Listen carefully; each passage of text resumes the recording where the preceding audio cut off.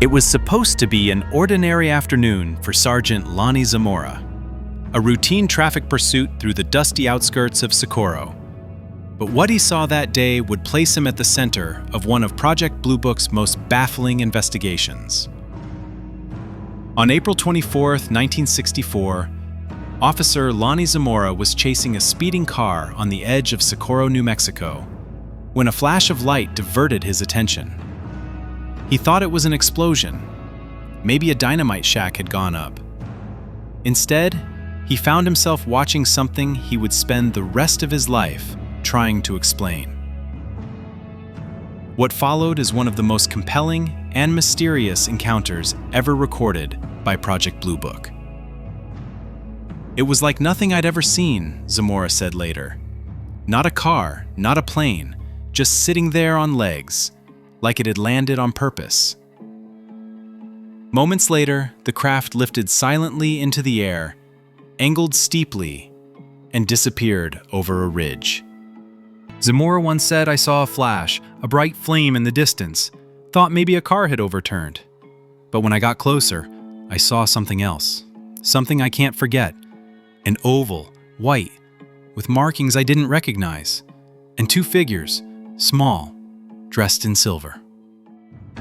Zamora was no thrill-seeker, no sensationalist. By all accounts, he was a reliable police officer with an unremarkable record. For Bluebook, that made his story harder to dismiss.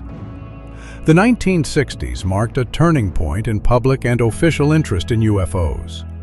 Scientific methods were becoming more central to investigations, yet skepticism remained entrenched.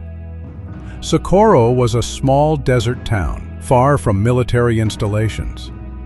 Yet this encounter would challenge assumptions about UFO reports as mere misidentifications.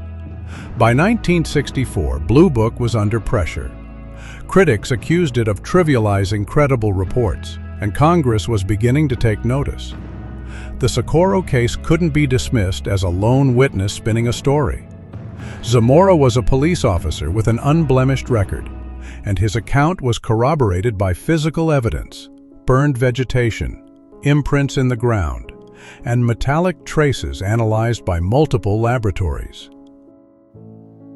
Zamora reported a metallic egg-shaped craft perched on landing legs, with two small figures nearby dressed in silver.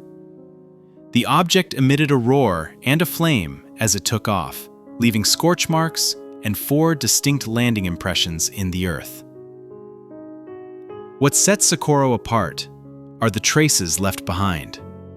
Investigators found 4 distinct landing impressions in the desert soil, each consistent with the weight of a heavy object. Nearby bushes were scorched, as though blasted by intense heat. Former Bluebook investigator Quintanilla said, "We ran through every possibility. Experimental aircraft, hoax, weather phenomena, nothing fit. Socorro remains the best documented case on record, and still we couldn't find a vehicle or a stimulus that explained it." Behind closed doors, investigators called it one of the most puzzling cases they'd ever handled. Major Hector Quintanilla, Bluebook's director at the time, privately admitted, "We have no idea what Zamora saw." Yet no public announcement was made, no press conference, no Air Force briefing.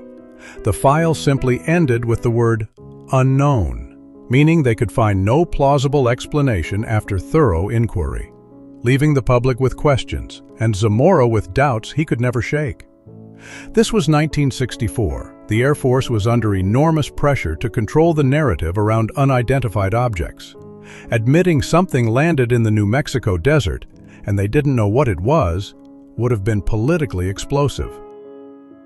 If Bluebook's purpose was to investigate, why not release everything they had on Socorro? Why was such a compelling case treated as though it were an inconvenience? What made Socorro different was the physical evidence and Zamora's credibility. The Air Force knew this case was serious, but their public response was cautious, even muted, said one investigator. Why the silence? For a case that challenged the Air Force narrative, was caution a way to avoid stirring public fear?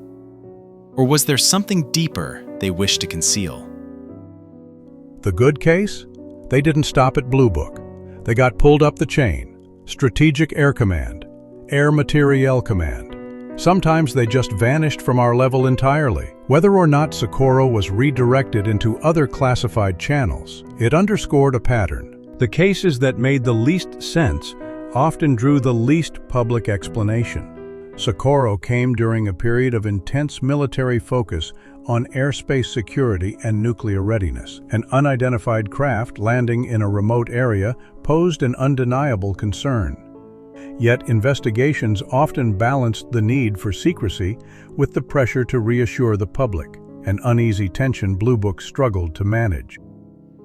In the decades since, Socorro has become a benchmark for credible UFO cases, one that neither the government nor skeptics have been able to fully explain away. For Lonnie Zamora, the experience was deeply unsettling. He didn't want fame or attention. He wanted answers. And 50 years later, so do we.